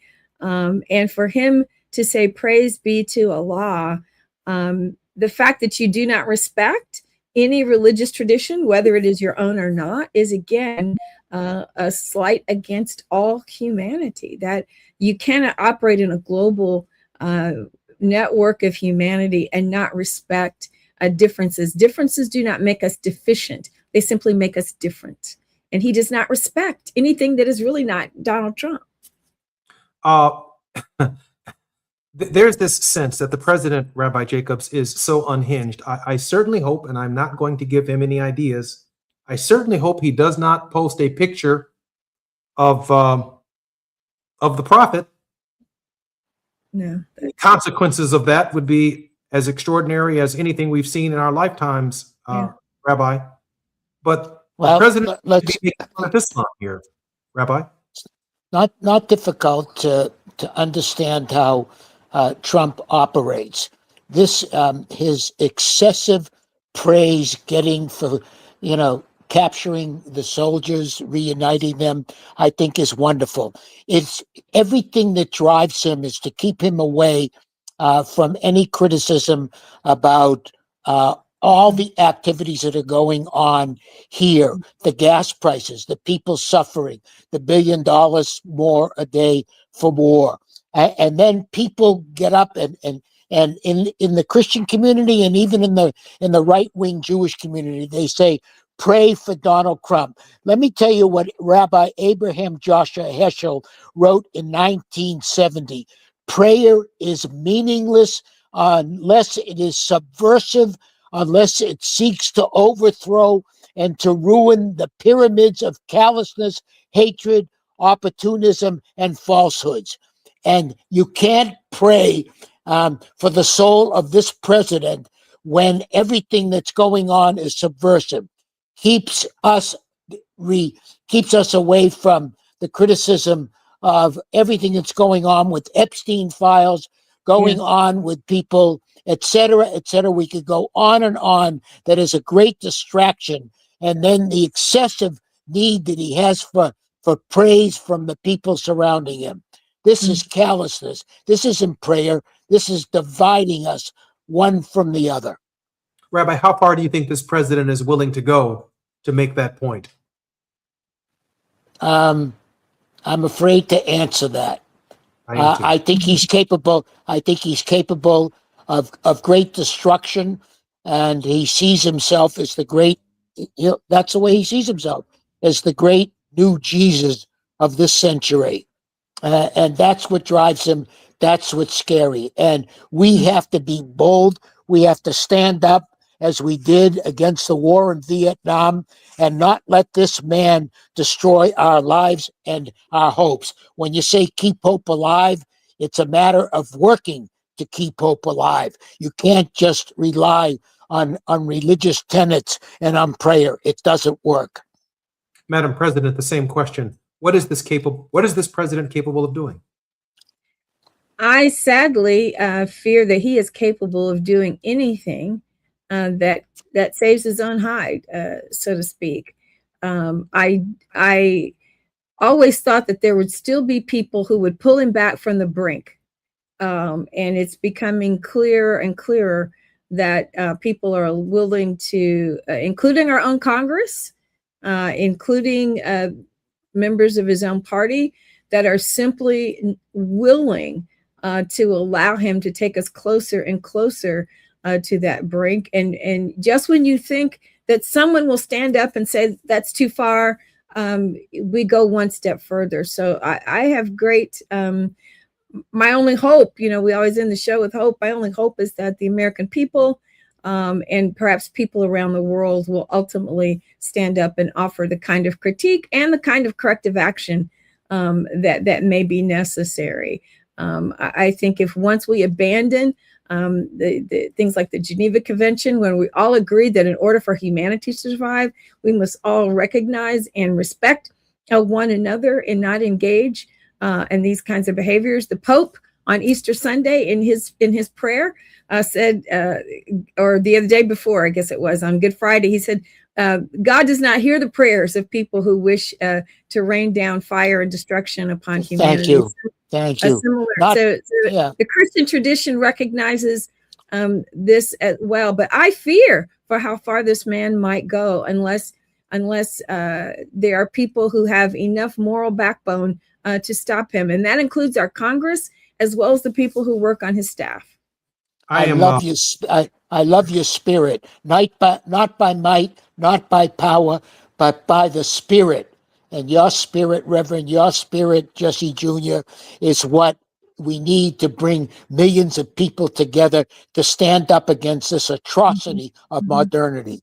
Rabbi, Reverend Owens brought forward the idea that Iran is looking at NVIDIA, looking at Apple, looking at Amazon, looking at attacking data centers. Did the Trump administration misread Iran's capacity to do great damage to our economy as well as the global economy when they began this conflict? Did they misread it, Rabbi? I don't think so. I don't think so. I mean, I'm hoping not, but this is a great threat that could be carried out. I would not distrust Iran from doing very dangerous things. They keep saying that they have no, ability to do this. I'm skeptical of that. I think they could attack the tech companies, and this is another instance of divide and conquer, so that it scares millions of people around the world. Terry, your thoughts? The same question. Did the government of the United States, with Trump's bravado and certainly Pete Hegseth's bravado, misread Iran's capacity to wreak havoc on the global economy? I absolutely think they did. You simply cannot declare this kind of war. All the analysts, the former retired military, everybody's talking about you count the costs. Jesus said this, you must count the cost before you enter into any kind of military conflict. And the idea that you know more than anyone else is the first sign, pride goeth before a fall. No one thought through what was possible. And the idea that you could simply bomb people into oblivion, as opposed to not only speaking and negotiating rationally, but working with other partners around the world so that you had a coalition that could stand against what we all know is Iran's track record. No one doubts the capacity of Iran to wreak havoc or evil on the world, but we certainly never imagined that the United States would be the single actor in trying to curb that. We have now put the entire world against us, not just Iran, and that's perhaps just as dangerous and will have real long-term consequences. One of the reasons I'm grateful for Rabbi Jacobs being here with us today is that when I ran for office in this past election, and I know other candidates are running for office as well, Rabbi Jacobs was well aware of what Dr. King said when he talked in that speech beyond Vietnam in 1967, a year before he was assassinated, about how programs designed for social uplift had essentially been carried out by Congress all too briefly. And now the resources were being shifted from programs of social uplift in the United States that could have closed profound gaps in our society, were now being shifted to Vietnam, to bombing peasants, to bombing people who were simply trying to feed their families. I raised this question, Rabbi, in this final 4 minutes of this half of this hour. I see the direct parallels now between the resources that we need here at home, Donald Trump's $1.5 trillion military budget, his statement this week that he cannot fund Medicare, Medicaid, and programs of social uplift at the same time as he's conducting war, which really leaves a future Congress without the capacity to advance the Great Society or any kind of New Deal. Rabbi, we have about 3 minutes before we come forward. I do want to hang around this immoral space of the budget not following the needs of the people. Well, I mean, there's so much. I have to tell you what I'm going through. Your voice was and is so needed in Congress, and because of certain circumstances, you're not going to serve in Congress right away, but your voice can be even more impactful now with your knowledge, your brilliance, to be able to bring this to light and not be constricted by the norms of Congress. And I want to say something that out of the Passover service, there were pharaohs in all of our lives, and the plagues of ancient Egypt, of poor leadership, of living in fear, of humanitarian crisis in Gaza, of false narratives, of the plague of settlements, of a lack of vision. But the greatest plague of all is the plague of indifference. And if we're indifferent to Trump's promises that he's going to destroy life, and not only there, but here, we're going to be in deep, deep trouble. The plague of indifference affects all of us, and your voice, Jesse Jr., the continuation of your father's passion, MLK, and particularly of Blacks and Jews joining together, because we know what suffering is about, and we refuse to be indifferent. Terry, we have about 2 minutes before we come forward. I have to share with you very quickly. My dad said that he used to ask my brothers and sister and I what the opposite of love was. And of course, as young people, we would say hate. He said, no, you have to, love requires a positive energy forward, and even hate requires a negative energy. The opposite of love is indifference. Terry, we have about a minute before we come forward. When I can turn back and say, you don't matter, you don't exist, I don't respect your humanity, that's a real problem. Terry? And I think that's at the heart, really, of what we were talking about earlier in terms of, and Rabbi Stephen Jacobs, I'd love to hear you when we come forward talk about what's this connection between sort of the right wing MAGA in the Jewish community and white wing supremacy Christian nationalism, that sort of thing? Do they emanate from the same place of white supremacy? And what are we dealing with there if we separate these two religious traditions? And what impact does it have on people in our country?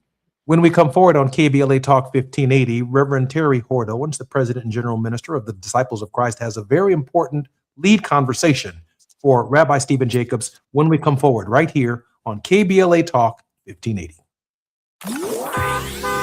It's afternoon drive time with Jesse Jackson Jr.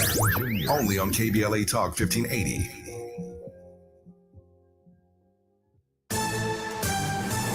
I'm Amber Payton with BIN News Now. President Trump says he is taking action after a reported leak about a military rescue operation involving 2 downed American airmen. The entire country of Iran knew that there was a pilot that was somewhere on their land. He told reporters the leak put lives at risk and warned he may go to court to force the release of the source's identity, calling it a national security issue. Black Los Angeles Mayor Karen Bass is reviewing the city's Inside Safe program after reports show many participants have returned to homelessness. She says more support services may be needed to address mental health and substance use issues. And Grammy-winning rapper Lil Nas X is due in a California courtroom today following his arrest last year in Studio City. He's accused of assaulting police officers during the incident, which reportedly left several officers injured and could face prison time if convicted. Get BIN News Now on demand 24/7 on the iHeartRadio app. It looks like they may still be cleaning up from that car fire in Ontario on 15 southbound just past Harupa. I still see some slowing coming away from the 10. Now in Glendora on the 210 westbound of Grand Avenue, trying to get that crash cleared from the lanes. It's going to be a slow ride coming away from the 57. But up ahead at 210 westbound just past Irwindale Avenue, it looks like they're clearing that stalled semi from the middle lane. For victims of drunk and drug driving, our grief is unique. But you are not alone. You always have a place at MAD. Call our 24-hour victim helpline at 877-MAD-HELP or visit mad.org. This is the KBLA Sports Minute with Ray Richardson. A couple of impressive notes from the national championship for the UCLA women's basketball team. In their final 4 games against Texas and South Carolina, UCLA never trailed in either game. The Bruins held Texas 40 points below their scoring average and kept South Carolina 28 points below their scoring average. The Bruins are only the second women's basketball team in the Big Ten Conference to win the national title. Purdue did it in 1999. UCLA coach Corey Close and her staff will face a very tough rebuilding challenge in the offseason. Close is losing 8 seniors. 6 of the seniors were her best players. Lauren Betts, Kiki Rice, Gabriella Jaquez, Angela Dugalic, Gianna Neekins, and Cherise Lega-Walker. Close also does not have any recruits coming in that are listed on ESPN's top 100 list for 2026. The Bruins are going to need some significant help from the NCAA transfer portal. No debates, no speculation, just the info you need. That's your KBLA Sports Minute. I'm Ray Richardson on KBLA Talk 1580. Follow the leader. KBLA Talk 1580. Follow the leader. If you're not following KBLA Talk 1580 on all of our socials, then you're missing out. Download our app and find us on Facebook, Twitter, Instagram, YouTube, and on the web at KBLA 1580. That's right. Again, you can find all of our socials at KBLA 1580. We've got a lot to talk about. By the way, if you miss any of our weekday shows in real time, you can always catch up by checking out the podcast of your favorite shows at your leisure. At KBLA Talk 1580, we've got your black. Got your black. Following the leader. Oh my God. Follow the leader. Follow the leader. Follow the leader. 58 years ago, a bullet tried to silence a dream. It couldn't.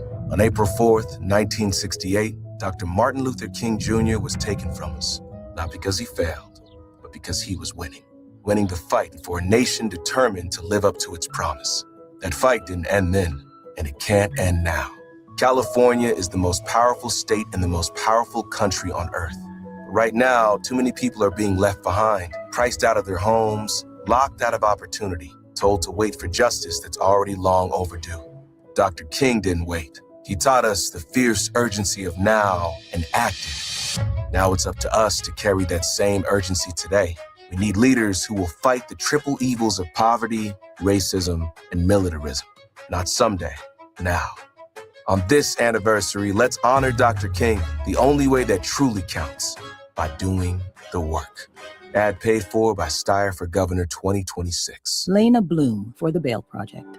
Imagine you're stuck in a jail cell and you can't afford bail and someone offers you a way out. Just plead guilty and you can go home and kiss your kids goodnight. What do? What thousands have. You plead guilty whether you are or not. Cash bail makes poverty a crime. That's why the Bail Project helps those who can't afford it while fighting to end cash bail. Because freedom should be free. Brought to you by the Ad Council. Hey there, Los Angeles. This is James Lucky Jr., publisher and editor of Los Angeles News Observer. Are you hungry for news that matters to you in the African-American communities of Los Angeles? Well, buckle up, because we got the scoop you've been craving. Stay in the know and never miss a beat with our free weekly publications conveniently available near you. Or hop on the digital wave and become an exclusive subscriber at OGNSC.com. Don't forget to join the party on Instagram and Twitter at OGNSCINC for behind-the-scenes access and sizzling updates. No more FOMO. Let's stay informed, connected, and empowered together.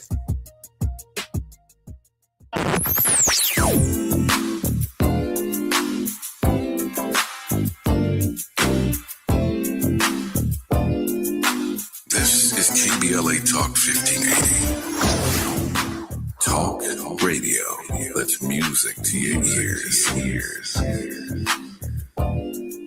We're unapologetically progressive. KBLA Talk 1580. You're listening to Jesse Jackson Jr. on KBLA Talk 1580. The Jesse Jackson Jr. Show. The Jesse Jackson Jr. Show. The Jesse Jackson Jr. Show.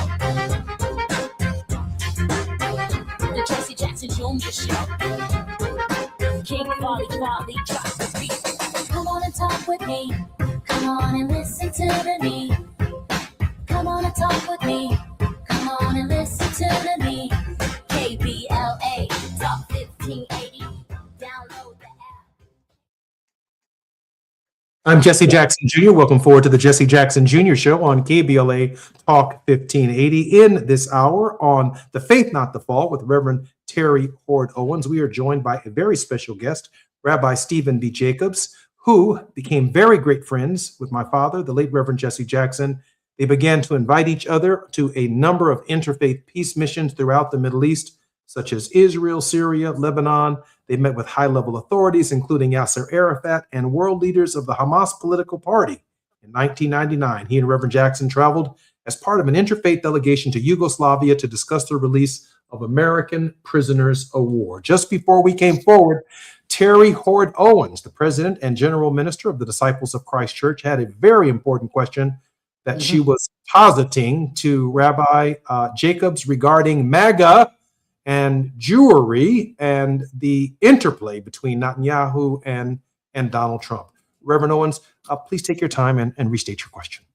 Sure. And Rabbi Stevens, you mentioned earlier at the top of the show that there were, you called them right-wing sort of MAGA Jews. And I'm just trying to get some clarity about what the difference is in the Jewish community, perhaps even what the attraction is there, not only in the United States, but also in Israel, who all Jews don't support, all Israelis don't support Netanyahu. All Jews in the United States, I don't think, support Netanyahu. So what's the attraction there? How would you characterize that? Is it a form of Zionism in the same way that we would call Christian nationalism something separate, or how do you understand that? First of all, I really appreciate the powerful question. I think that the right wing in Israel is powerful in the sense that Israelis are scared, because of Netanyahu's leadership, they're going to be driven into the sea and there'll be no more Israel. But let me tell you what my friends in Israel, when you talk about right-wing MAGA, Ben-Gvir, who's to the right of Netanyahu, is wearing a noose on his lapel in this past week and says anybody that kills an Israeli will be hung. and people, this is like madness. And this is I related to the vice president of the United States, who wants to make this country a Christian country, all white country, so that MAGA can control the world. And in the process, when they come out in Israel, in this United States, who is it that suffers? They drive blacks and Jews against one another. We are the ones that they go after because we stand up for the values for humanity.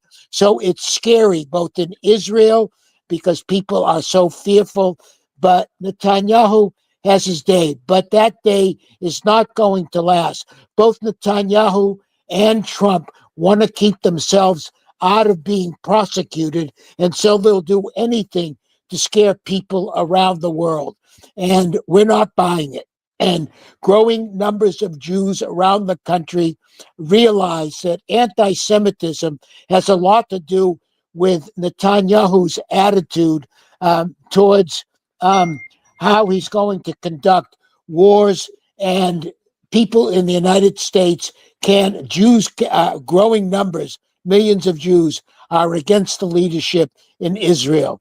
And the only way we're going to deal with anti-Semitism is by our leadership and our growing power with one another to stand up as we have for decades against this violence. Madam President, do you have a follow-up? No, just maybe a follow-up comment that we have worked really hard. My denomination, the Disciples of Christ, along with our global ministry partners, United Church of Christ, have been critical of the actions of Netanyahu and the government of Israel. And we've always been very careful to distinguish that critique as not being one that should be read as anti-Semitism or any malevolence against the Jewish people themselves, either here or in Israel, but the actions of the government that we would argue not only violate our particular moral code, but violate what we understand about the Jewish people as well. So, and to add to that, the growing voice across this world against the expansion of the settlements is something that is just so destructive. And I totally appreciate you and agree with you. Rabbi, we've worked really hard for a number of decades on strengthening the relationship between Blacks and Jews here in the United States. And part of the basis for our op-ed in the Tribune went, I think, to the core of the two different Exodus stories. One God that emerge out of our respective struggles. One by divine decree, thus saith the Lord, let my people go. We're all familiar with the story of Moses, but a more complicated path emerges when it comes to ending chattel slavery for African Americans, admitting states to the Union, states seceding from the Union, the fight for the Civil Rights Act of 64, the Voting Rights Act of 65, and public accommodations legislation, which you were instrumental in advancing. Our path out of the same Exodus experience is quite different. Rabbi? I think it's different, but I think it's the same. Let me share with you, when the Israelites finally left Egypt and were on the way to what they considered to be the Promised Land, thousands of Jews leaving Egypt and the Pharaoh came to the Sea of Reeds, and they got scared and they wanted to turn back. Even in slavery, they had 3 meals, and they stood at the edge of the Red Sea, and one man by the name of Nachshon put his feet into the sea, and they were able to cross safely with the Egyptians in pursuit. Now, the interesting thing is, when they got to the other side, we are told that the Israelites started to rejoice. And we are told that God got very angry at the Israelites for rejoicing because they were saved and achieved a modicum of freedom. And God said to them, how dare you rejoice when my children are drowning? That's what we share. How dare we rejoice at others that are drowning around the world? Reverend Owens. Oh my gosh, that is so powerful. This is why, my friends, we need to understand each other's traditions so much better, because there are powerful things in all of our traditions that are embraced and reinforced by others of our text. I don't think we can be good Christians unless we understand the sacred Jewish texts, because those are the things that actually informed Jesus himself, and our understanding of who God is, if we understand God to be a just God, comes largely from the Jewish framing of that God. And so thank you for that, Rabbi Stevens. I really appreciated that. I have a proposal, Reverend. Please, Rabbi. Yes. I propose that we merge. How about it? I'll tell you. We need each other, and we can make Jesse Jr. the executive director. Okay. Yeah, exactly. I have a proposal. I'd like to take our radio show to Jerusalem and to the West Bank at the appropriate time under both of your leaders. I'm ready. I think we need to broadcast live from the ground. Right, and we've got a lot of allies there. A lot of allies. I'm very excited about the prospects of that, Rabbi, and I'm going to be in touch with you and with the owner of our station about the possibility of a week in Jerusalem and in the West Bank, discussing these critical issues on the ground that we might offer some clarity here domestically. It's a great idea. It's wonderful. I'm Jesse Jackson Jr. You're listening to the Jesse Jackson Jr. When we come forward, a word of hope from Reverend Terry Hord Owens and a word of hope from Rabbi Stephen Jacobs right here on KBLA Talk 1580. After nearly 20 years in Congress, he knows how to get at the issues that matter the most to you. Every day, he takes a deep dive into politics, social justice, and the stories that shape our community. This is where prominent people unpack perplexing problems. Unfiltered, unapologetic, unmissable. You're inside the Jesse Jackson Jr. Show on KBLA Talk 1580. This is the story of the one.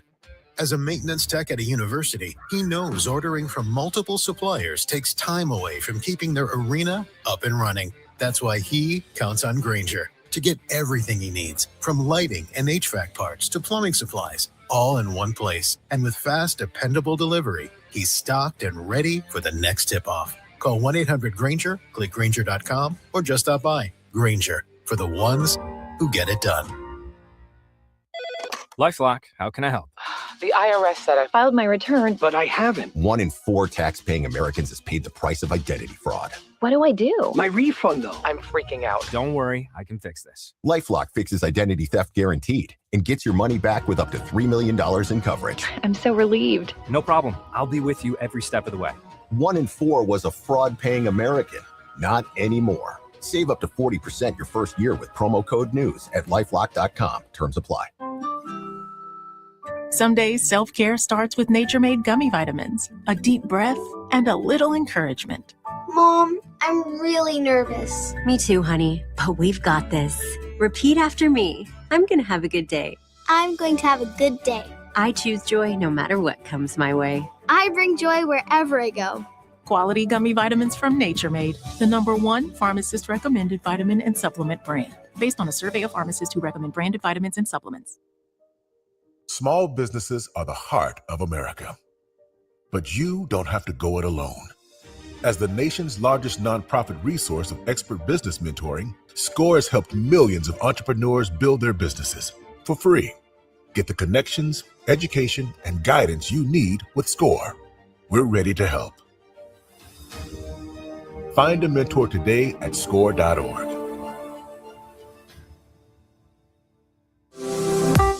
It's never too early to start talking about money in realistic ways with your kids. JP Morgan Chase navigates how to educate your kids now about creating long-lasting, healthy money habits. Whether your kids are in elementary school, high school, or college, now is a great time to start a conversation about ways to create healthy money habits as they grow, ultimately benefiting their financial future.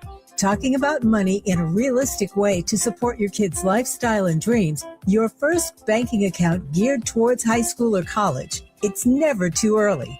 Explaining the basics, what you earn and what you spend, building financial confidence starts with getting organized. Learning and practicing vital money skills now will stay with them for life. Tools they will have to stay on top of their finances and achieve their goals. This segment is sponsored by JP Morgan Chase.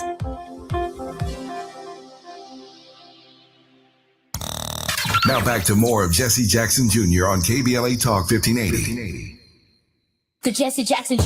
Show. The Jesse Jackson Jr. Show. The Jesse Jackson Jr. Show. The Jesse Jackson Jr. Show. King Volley, drop the beat. Come on and talk with me. Come on and listen to me. Come on and talk with me. Come on and listen to me. KBLA Talk 1580. It's Moving Mountain Monday on the Jesse Jackson Jr. Show, The Faith Not the Fall, with Reverend Terry Hord Owens, and our very special guest, Rabbi Stephen Jacobs, joins us in this hour. Reverend Terry Hord Owens is the General Minister and President of the Christian Church, Disciples of Christ in the United States and Canada. She's the first person of color and second woman to lead the denomination. And Rabbi Stephen Jacobs, not only a great friend of my father's, a great friend of mine, he has traveled the world on behalf of the peace and uniting the Abrahamic faiths of Jews, Christians, and Muslims. And I'm very grateful that he co-authored an article with me this week on the Jesse Jackson Jr. Show. Dr. Owens, Rabbi Jacobs, welcome forward to the Jesse Jackson Jr. Show. Thank you. Thank you. Before I ask both of you for your word of hope, I do want to comment and get a thought from both of you on the state of the First Amendment, which includes our ability to practice our respective faiths.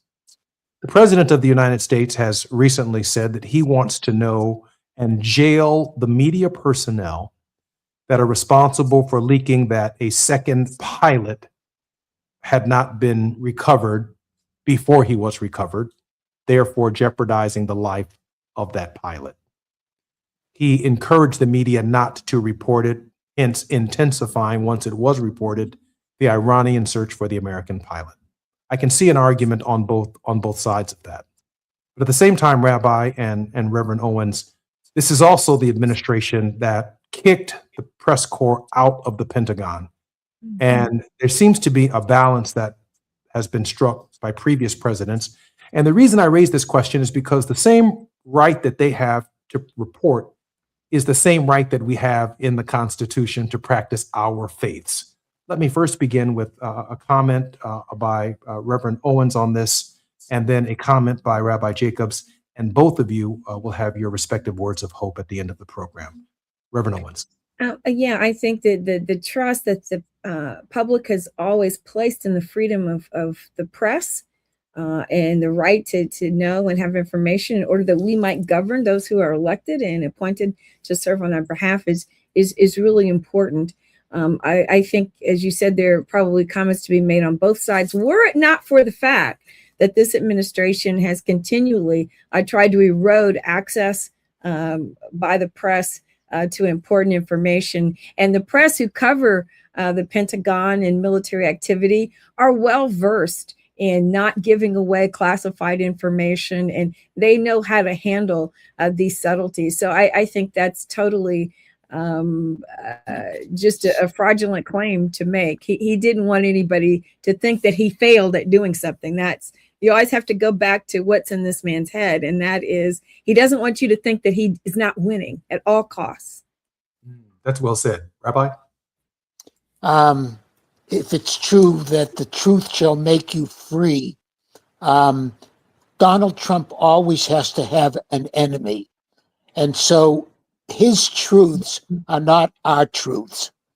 And when he does this and he demeans somebody for trying to tell the truth and to demean what the Constitution says, we get into deeper trouble. But this man always has to have an enemy to make him look great, whether it's the physical attributes of somebody that doesn't measure up to what a human being is. He demeans them. He mocks them. And this is what's dangerous about him. His truths are not our truths. And the people that surround him have told so many lies. And so it distracts us.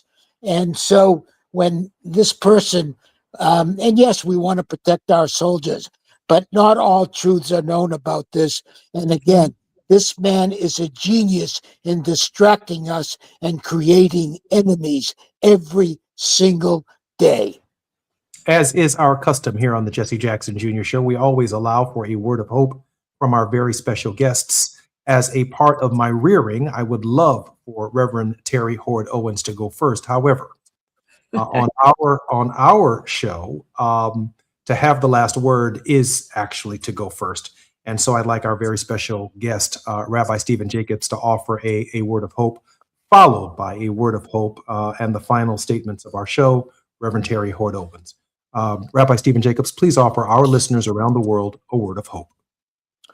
The word of hope is how we communicate with one another.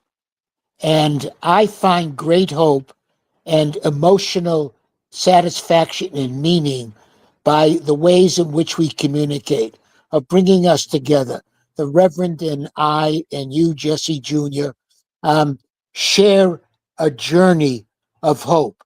It comes from both of our traditions, and I embellish it, I speak of it, and I act upon it every single day. Without hope, we are lost. And one of the greatest gifts that your father ever offered the world constantly is keep hope alive. And we can only exist every single day of our lives with hope in our hearts, with hope in our minds, and hope in the way we treat one another. God bless you both. Man nor woman can survive on bread alone. Thank you, Rabbi Jacobs. Reverend Terry Hoard Owens, the president of the Disciples of Christ. You know, I think this conversation, and I'm so grateful again to share airspace with Reverend Rabbi Jacobs. There are so many things that we all share alike as human beings, and generally speaking, all of our faith traditions are ordered around this idea that we can somehow participate with whatever we call holy in making the world a better place, and that our obedience, that our authenticity in practicing these traditions is grounded in how we treat one another and how we work to create a better world. And Christians have now just celebrated our Resurrection Sunday. The idea of that is that because of Christ, there is a better world that is possible, not simply because we follow particular Easter rituals, as you mentioned earlier, Jesse, but the fact that we can live as he has taught us to live helps us to honor and love and respect one another and build a better world. However you call the holy, that's what human beings who live together in moral society can function. And we can do a lot more together, respecting one another and aligning ourselves around those common values of seeking human flourishing and love and generosity and respect and prosperity for all of us. Reverend Terry Hoard Owens, thank you very much for being on our program today. Look forward to seeing you next Monday. Good to be with you. See you next week.